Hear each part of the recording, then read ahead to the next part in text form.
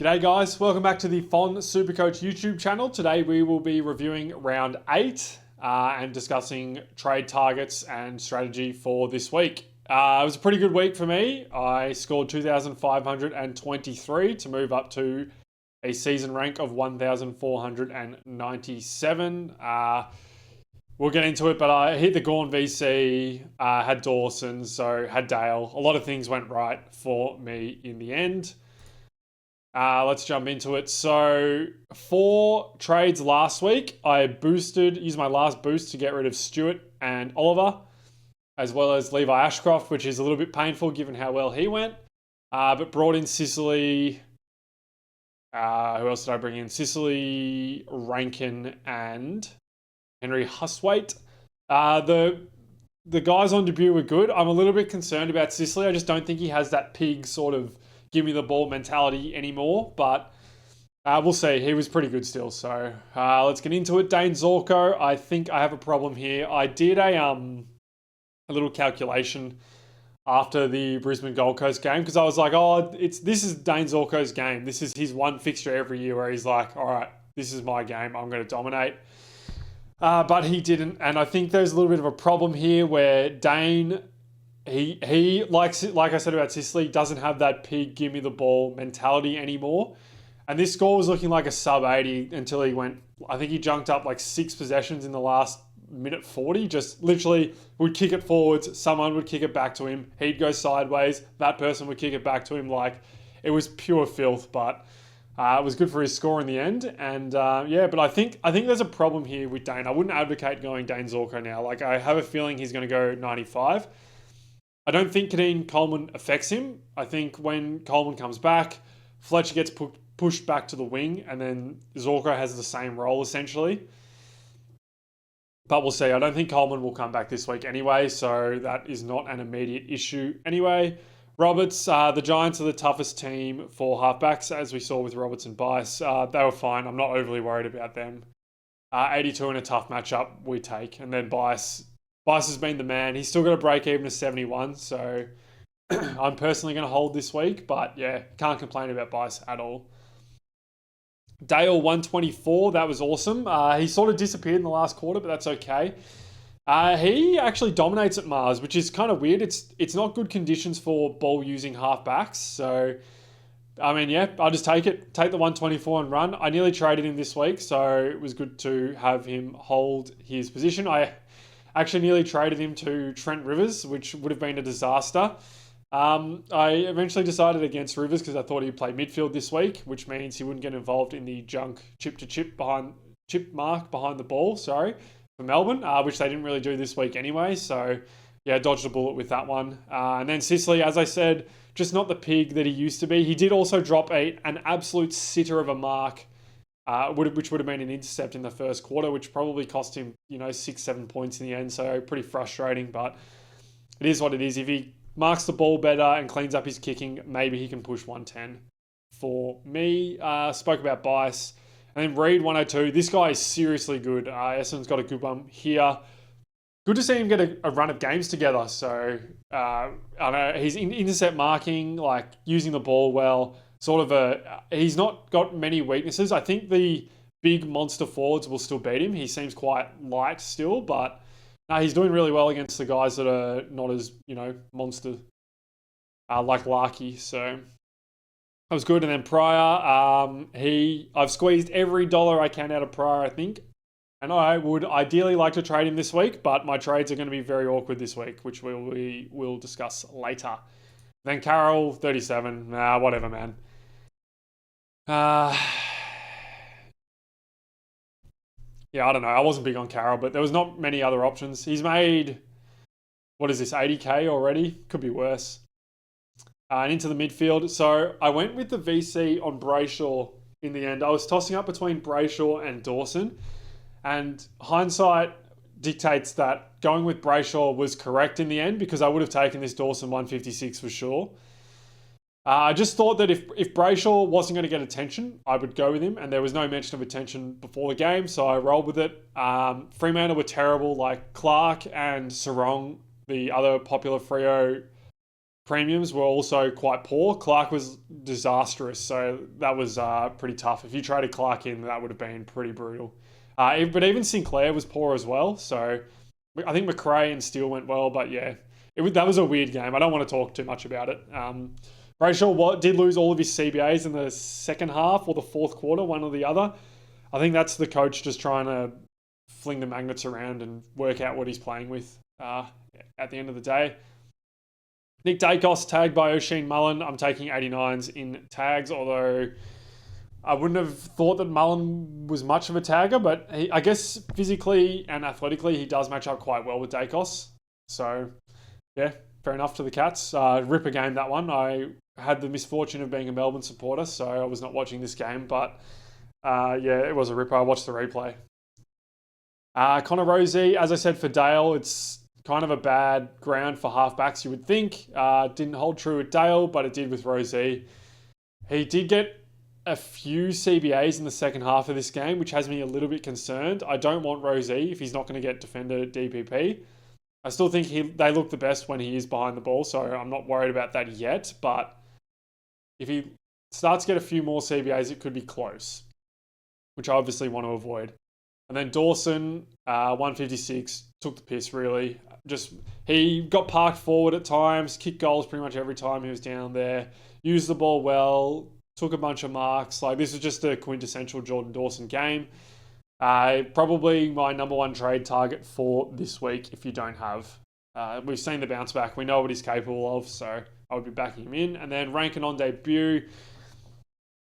He felt like the forward that I was really missing. We'll talk about Warner later, but yeah, he was awesome. Just does it all in the midfield for Adelaide. Chera, I mean, Carlton were poor in general, so I'm not overly worried about this, but break even of 131, like he's going to lose some cash this week. Let's see, what if he goes projected? 93, 95, he loses 20k. It's not the end of the world. But not ideal. Not ideal. Obviously, would have liked to see him push 550 potentially. Obviously, that's a big ask, but yeah, it is what it is. And then Lindsay wanted a bit more against West Coast, but yeah, again, it is what it is. Huswaite on debut was good as well, 82. So I had to go early on Huswaite once Oliver was named out because I wouldn't be able to field 23 if I didn't. It was probably not ideal, but I think I would have ended up going early on Huswaite anyway because the upcoming rookies I want, I think I have to go one early this week, and then next week I'm not going early and I'm back up to speed. Because I have no boosts, I had to stagger them this way, so it's a little bit awkward, but yeah, it is what it is. And then, yeah, Huswaite was good, so I don't think he holds when Nash comes back, I'll be totally honest, but he's doing nothing wrong so far, so maybe he does. Then Murray's, Will Lorenz, I think his name is, came in and was really good for Port in, I think, the same roles. I think there's some speculation that it's Boak's role, but I don't know. But yeah, Lorenz was good, and I don't see Murray's coming back anytime soon, which is sad. West Coast mids were deplorable once again, so maybe Clay Hall gets a run. I know Gross was playing forward pocket in the Waffle in preparation of playing there in the AFL, so maybe we get Gross this week. Him getting forward DPP would be huge for my team as well because I think I'm going to need it.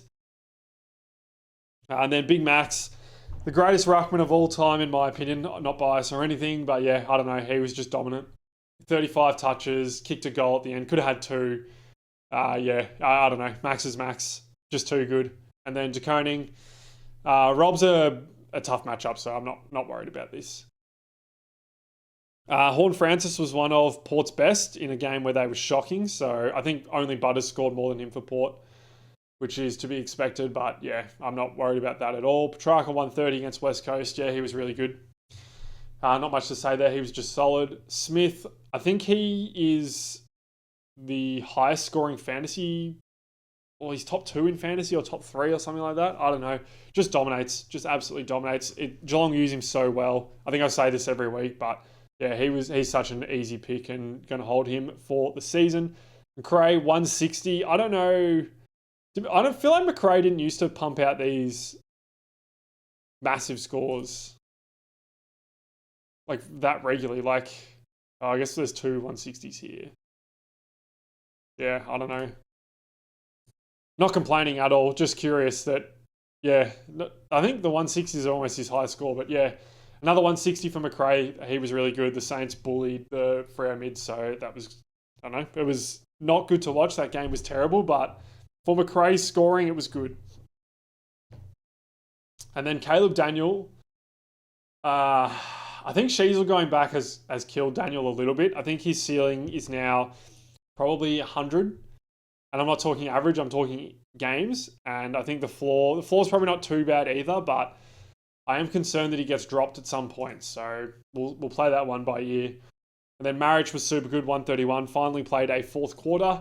I'm considering keeping Marriage and trading Daniel down the line. Whereas I was considering trading Marriage and keeping Daniel originally. So I have 7 forwards now, so I don't know, it's kind of weird. I do also want Chad Warner, so maybe I cash them both in, but that seems foolish, so I don't know what I'm going to do with that. I think I have to hold one of them ultimately.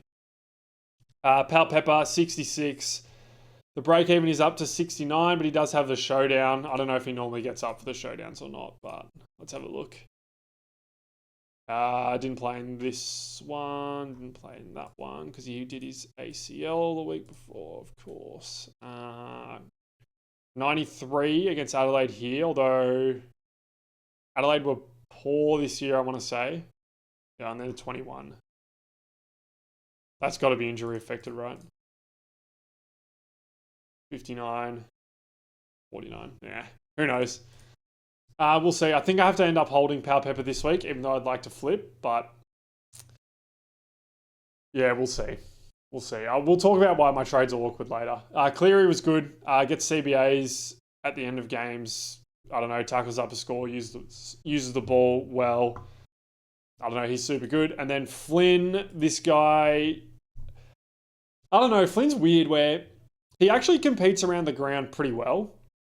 Obviously, Gawn beat him, but we're not talking about a second-rate ruckman here. We're talking about Max Gawn.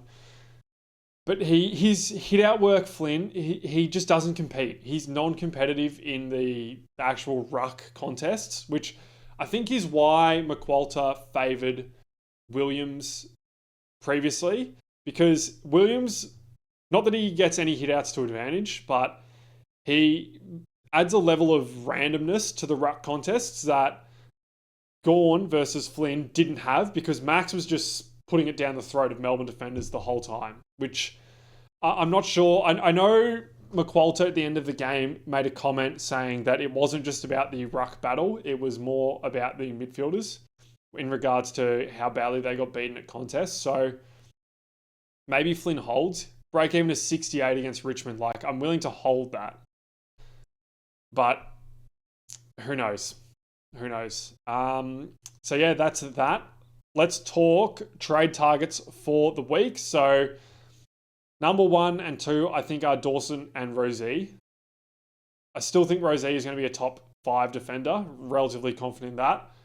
I've always thought Dawson would be a top 8 midfielder. So if you don't agree with me, that's fine. But I mean, we've seen the scoring potential. He just had 2 stinkers.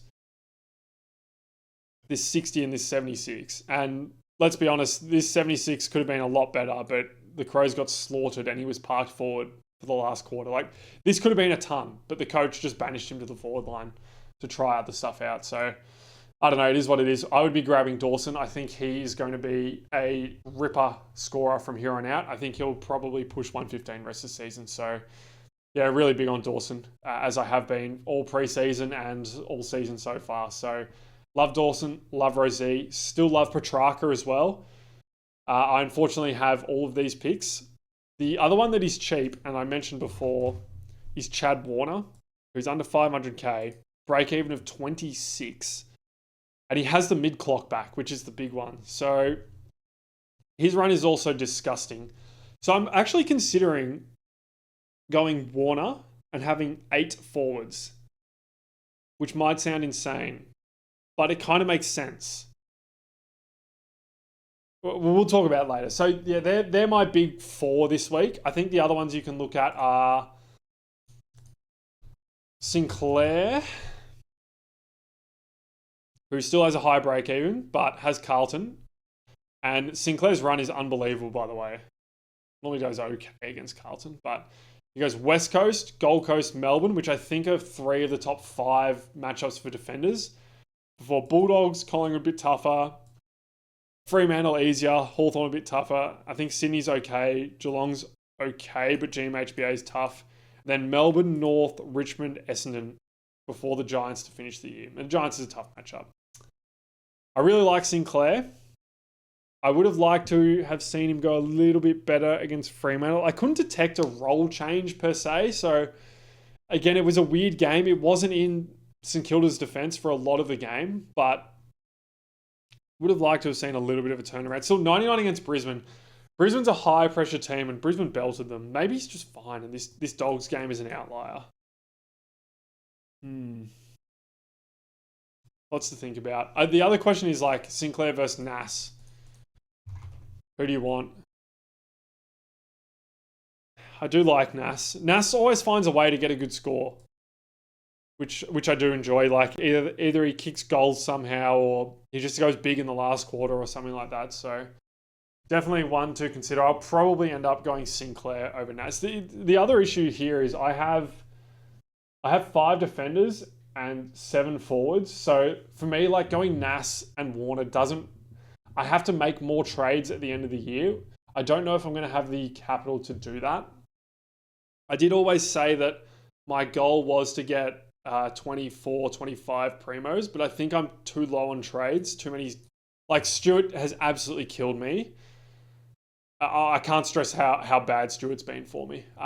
It's put me an upgrade behind. He's destroyed my scoring on field a little bit as well. Probably cost me 100 points. Like between him and going Dorco over Whitfield, that's probably the difference between where I am and top 100 right now, which is pretty frustrating, but I don't know. It feels like this is probably like a captain obvious, but your starting picks, can really get punished at the moment. And one trade can really get punished. Like Zorko's not even, his average isn't dreadful for me. But like, yeah, I don't know. I shouldn't have traded. That's what you get for trading in a 36-year-old at close to 600k. So it is what it is. So other targets that I like, Tom Green, I really like. He has a super good run. Geelong, Freo, Carlton, who he typically hasn't scored well against. Richmond, Port, Brisbane. I think this is all. I don't know who I think Hawthorn's the only tough matchup for midfielders at the moment. Like I feel like you can score against all the other ones. Yeah, maybe the Dogs is tough as well. But he only has the Dogs out of those 2 teams left. So I don't know. Maybe I do want Tom Green. Never tunned against Geelong. One to consider for sure. Isaac Heaney, who has played sore the last couple of weeks. I don't know. I've never been big on Heaney throughout my whole commentary on this season. I think they need him forward. Like I think Mills comes in and they just send Heaney forward. Their forward line hasn't worked. They've scored off the back of good ball movement and winning contests. And whilst Heaney does contribute to the winning contests, you can't rely on that every single week to score. Like we saw in the back end of last year, the Swans with Mills, Goulden, and Warner and Rowbottom as their primary forward midfielders got blasted in the middle all the time. So I think something has to change from that regard, and I think that is Heaney going forward and bringing Mills into the middle. It's kind of weird to say when Heaney is one of their good centre-bounce midfielders as well, but I think they need him forward more than they need him in the middle. You're probably listening to me going, well, you always say Petrarca is better in the middle for Melbourne, so why wouldn't Heaney be the same? But when Petrarca's not in the middle for Melbourne, Melbourne don't win the contest. It's not like with Sydney where, assuming Callum Mills is fully fit, he can go into the middle and he can carry your midfield with Rowbottom and Warner in there. You don't need Heaney in there, so he's valuable forward. Whereas Petrarca is not in the midfield. You know, Viney's been a champion of the club, but Oliver's not at his best, and Viney's past his best now as well. They don't win contests, so that's why Petrarca has to stay in there. but Heaney can go forward. And that's why I am not big on Heaney. I know he'll be popular in the coming weeks because he is very cheap and he can score very well. But yeah, Heaney is not for me, I think, at the moment. The other one is Sarong, who I saw a report that he was chirping up a storm at training today, but I don't know. He's only had the one game above 110 this year. I don't know if I want to trade into that, but I think I do still. But yeah, anyway, let's get into my trades this week. So why are my trades awkward? Because I have a cashed out Jackson Pryor, who I would really like to trade, a cashed out Sam Powell-Pepper, who I'd really like to trade, and a ruckman in the flex who may get dropped.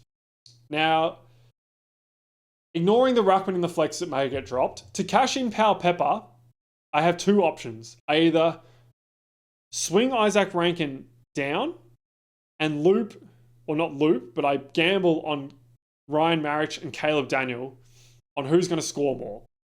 Now, if I was full primo, I would have no problem doing that, but I'm not. I have 4 rookies on the field still. So I really want to avoid that if I can. Which leaves my option as trading Powell-Pepper to a forward. Now, when you go into the options here, and if I go, let's just go under 170k, that'll do. So I could trade in Dudley at 160, who is massive sub risk and a small forward. Collard is the same thing, but output is even worse. Sharp is sub every week. Berry is just struggling. Ooh, Draper. No, I want to see a game of Draper before I go there. He's just been stuffed around by Knicks too much. So Erasmus is my main option here. Like, I don't think there's anyone else here. Like, McLaughlin's sub every week. Johnson, I don't think is going to play much. Keeler can't score. Long is sub every week when Davis isn't sub, and Tunstall sub. Wiltshire can't score and sub. Narkle sub. Maley key forward. Jefferson doesn't play. Gray doesn't play. So, as you can see here, not a heap of options. Now, I could go Erasmus, but there's 2 problems with Erasmus. First of all, I don't think he's good at football. Big issue. There's not many players here. In fact, there's not one player here that I think is a bad footballer that I own. Even Boyd, who doesn't play every week. I think he's a capable footballer. I don't think Erasmus is. He's not particularly good on the inside, and he has no outside game, and he's slow. So, I don't love that. The other thing is, I'm not sure that he has good job security or sub-risk avoidance ability either. So, it's a double-edged sword, that. Which is why I really want to avoid trading in Erasmus. Which means I would have to hold Powell-Pepper. Which brings us to the next thing, the donkey in the ruck. Now, if he gets dropped, I have a plethora of options because I have to trade him. And I can use that to get in a midfielder quite easily. I can hold Powell-Pepper and go from there. But the other thing I could do is I could use my last chance to get Tristan Cherry in this year. Sorry, because he's going to the moon after this. And do something like this.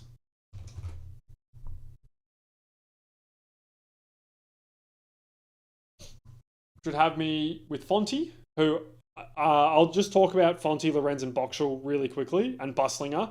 So I don't like Buslinger because Bevo has already Bevoed him once for, I think, a 4. So I don't want to deal with that. I think it's fine to go there if you had to, but I don't want to deal with that.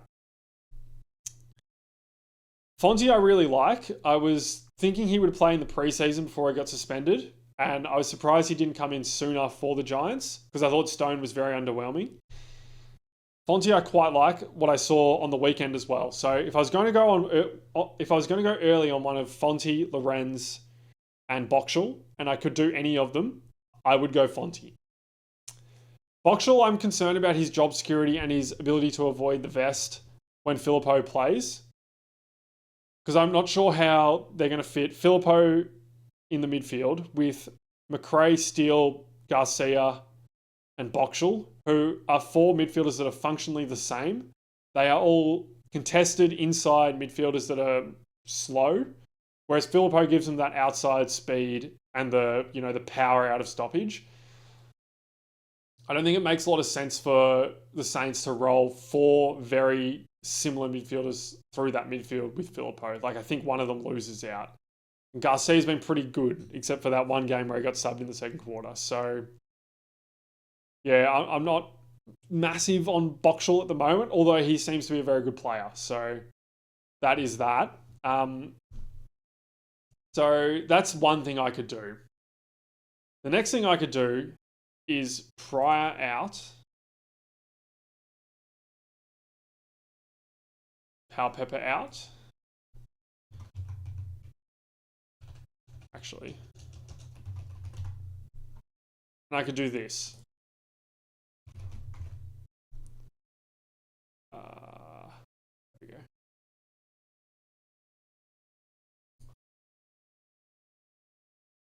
Means I get Reid off field, which I'm kind of keen to do, even though he's pumping out tons. God, he plays Sydney this week.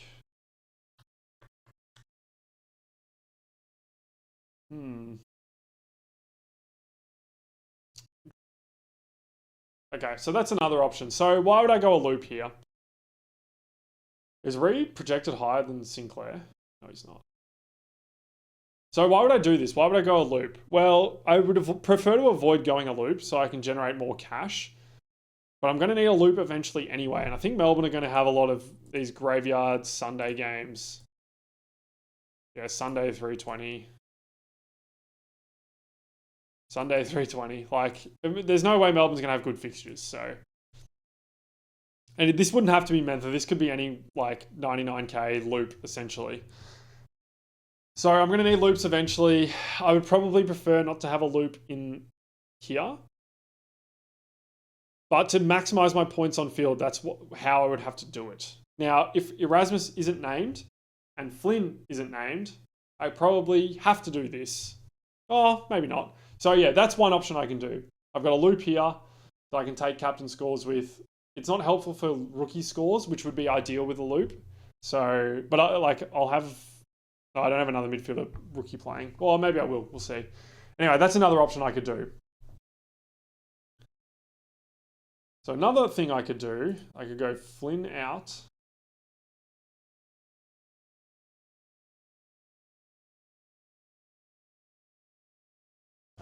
And go Fonty and the Chad. Gives me 211k next week to just plonk on Power Pepper's head. Yeah, but again, this doesn't help me move Power Pepper out of this spot. I need to unlock this F7 slot.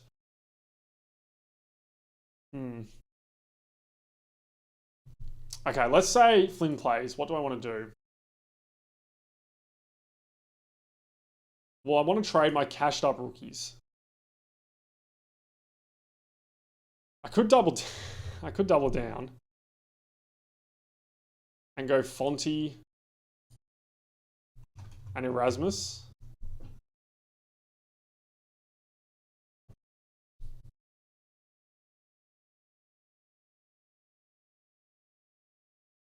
But I kind of hate this. This doesn't progress me. The problem I have here is I have 3 very dead low cost rookies on the mid bench. And like 2 rookies who are going to make money on field. So I can't actually trade a mid rookie. There's no cash on them. I mean, maybe I could. Hold on. So I know I'm jumping all over the place here. Owen Moraes and Flynn. And I got...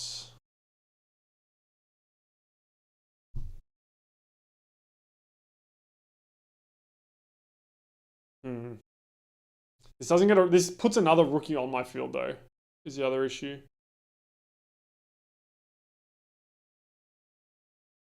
Oh, hold on. No, it doesn't. I go like Green. I'm massive on Tom Green if you can't tell.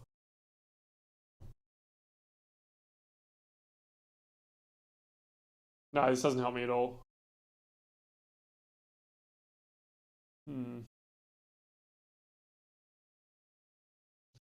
I could go Boxall or Lorenz there, but I prefer not to. So I think my options are either I take Flynn up to Cherry, who not only gives me a good captain's option this week, but gives me Cherry at the cheapest he's going to be for the rest of the season, I believe, which is starting to sound really good in my head. I could go Power Pepper and Pryor for a Sinclair and a Erasmus, or I could go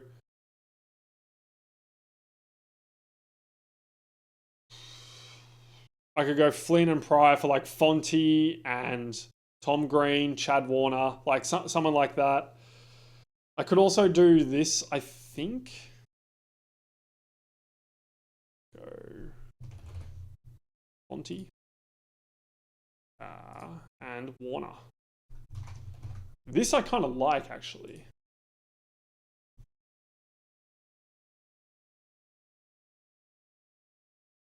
And then I do that. I don't mind that at all. I don't mind that. Obviously, it gives me 8 forwards, but I can kind of cash Daniel and Maric in whenever I want. The problem is I would prefer not to go to 8 forwards in a week where I'd like to see how Maric goes in another fourth quarter, given he's only played one so far. One good one. I do think Daniel is going to be a trade at some point. So I don't know. There's someone you could say that I might as well just punt Daniel now then. And then I could go, like if I'm going to trade him anyway, I could go Daniel out, swap Rankin in here, and go Fonty and Warner. And then next week, I could go Tom Green. Oh, I like this. If Flynn's named, I like this. But it means I'm saying no to Cherry. So the reason I'm sort of against Cherry is I have 5 guys here that I'm going to have on the round 12 bye. Now, I'm probably going to trade Cherry in round 12, so maybe I'm overthinking that.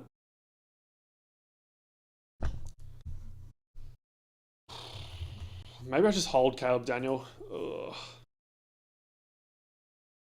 He does have some decent matchups coming up. Like Richmond. I don't think Brisbane or Collingwood are that good, but then he goes West Coast, Freo, Carlton. Hawthorn wouldn't be good, but Bulldogs probably are. I mean, maybe it's okay. Like his run rest of the season is pretty fine. I'm more concerned with does he hold? The problem is I feel like an idiot if Maric and Daniel are both forward keepers and I go for Warner and I have 8 forward keepers. Like it just doesn't make sense. But maybe I need to do some projecting, I think, because if I think I can have enough trades, then I think I just go Warner here. And I get Fonty, and then next week I can go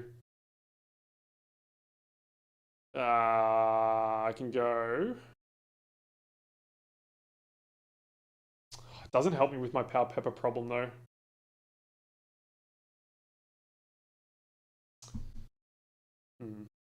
All right, hold on. I'm going to do something else here. Okay, what if Erasmus plays?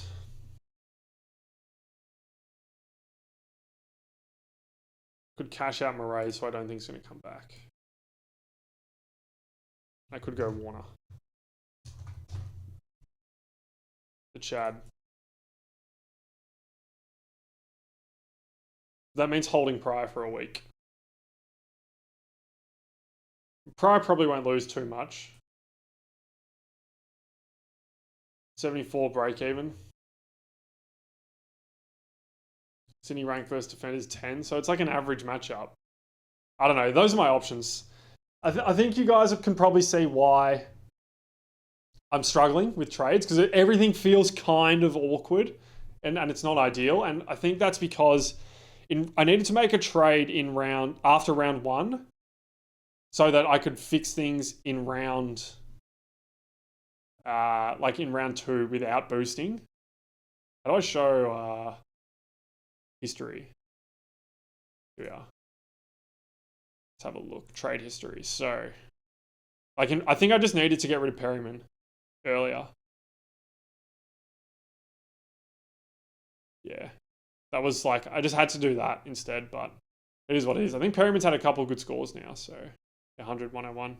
Still averaging shocking, but yeah, anyway, that's my thoughts for the week. So just to recap and help you guys with your trades. If you're going early on a rookie, I would go Fonte. If you don't have Hustwaite, I think it's okay to go Hustwaite. If you have a boost and you can go 2 up, I would obviously strongly advise doing that. You could go 2 down, 1 up, but then you'd probably have to go Hustwaite and Fonte. If you already had Hustwaite, I wouldn't advise going 2 down at all. And then if you're looking for trade targets, Rosie, Dawson, Petrarca, and Warner, I all think are excellent options, and I think you should be trying to grab them sooner rather than later. If you're looking for someone else, Cherry's probably not going to get cheaper this year, but he is expensive to bring in. Who else have we got? We have Tom Green, who I like. I'm not massive on Heaney, but he's an option. Oh, I didn't talk about the Brisbane mids either. So Neil is an interesting one. So I could see Neil going 120 or 70 in pretty much every game this year. So North, he probably goes 130. I doubt they tag. Melbourne, I think Viney sits on him, and we've seen what happened when Neil gets sat on. He just sacrifices himself for the team. Hawthorn, I don't think would use McGuinness on him, but they could. They could also, I think Nash is back. Nash might be back and able to sit on him here as well, but I think it's unlikely that he gets sat on. He always kills Essendon, and Essendon never sit on him, so I doubt they do. Same with Adelaide. I think they send Bedford to him. Geelong always tag Neil, so I think they will again. I could see the Power sitting Drew on him. Carlton, Bulldogs, Gold Coast, and Collingwood won't tag. Then he's going to get Jordan here, no tag, and probably no tag. So how many tags do I think that is? 1, 2, 3. I think it's 4 guaranteed tags out of how many games? Like a lot more than 4. I think Neil's a good option. He's 580 though. You could go Neil. I wouldn't begrudge you for going Neil. Dunkley, I'm not as big on, but he is very cheap and he gives us 110 most years. He gave us 111 this year. But normally he has like one big spike score that he's already had. Like 163 and then 140. You could go Dunkley. I think maybe Brisbane's midfield is too stacked for Dunkley to go 110 again. I don't know, but yeah, anyway, I think if you're looking for a defender, Sinclair. Forwards, Petrarca, Rankin's still cheap. Warner's very cheap. If you don't have Horn Francis, you could still go there. And then midfielders, Rosie, Dawson are excellent targets. I also like all of Sarong, Green, Dunkley, Neil, Heaney. There's one more as well. I can't place it. But yeah, you've got heaps of options this week. I think this week will be another interesting one for trades. As I say, a lot of good options. People are running out of boosts, so yeah, we'll see how it goes. Captains really quickly. So if you've got Cherry, I think he's easy this week. I would love to have him for that. I will be going Brayshaw into Gawn, I think. Trying to have a look to see if I like any other matchups. Dawson in the showdown.